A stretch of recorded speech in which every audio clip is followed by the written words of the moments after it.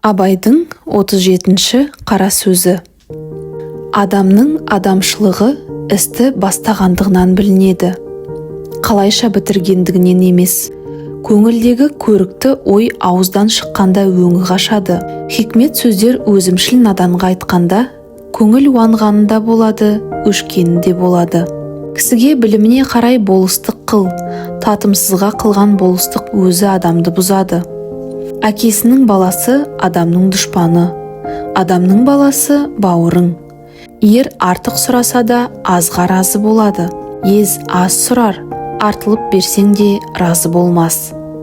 Өзің үшін еңбек қылсаң, өзі үшін оттаған хайуанның бірі боласың. Адамдықтың қарызы үшін еңбек қылсаң, Алланың сүйген құлының бірі боласың. Сократқа у ішкізген, Иоанна аркты отқа өртеген, Ғайсаны дарға асқан, пайғамбарымызды түйенің жемтігіне көмген кім? Ол көп, ендеше көпте ақыл жоқ. Ебін тапта жөнге сал. Адам баласын заман өсіреді. Кім жаман болса, оның замандасының бәрі виноват. Мен егер закон қуаты қолымда бар кісі болсам, адам мінезін түзеп болмайды деген кісінің тілін кесер едім. Дүниеде жалғыз қалған адам, адамның өлгені. Қапашылықтың бәрі соның басында. Дүниеде бар жаман да көпте, бірақ қызық та, ермек те көпте. Бастапқыға кім шыдайды, соңғыға кім азбайды? Жамандықты кім көрмейді? Үмітін үзбек қайратсыздық. Дүниеде еш нәрседе баян жоқ екені рас. Жамандықта қайдан баяндап қалады дейсің? Қары қалың, қатты қыстың артынан көгі мол жақсы жаз келмеуші ме еді?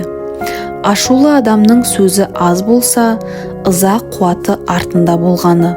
Қуанбақтық пен бақ мастықтың үлкені. Мыңнан бір кісі артын ашпайтұғын ақылы бойында қалады.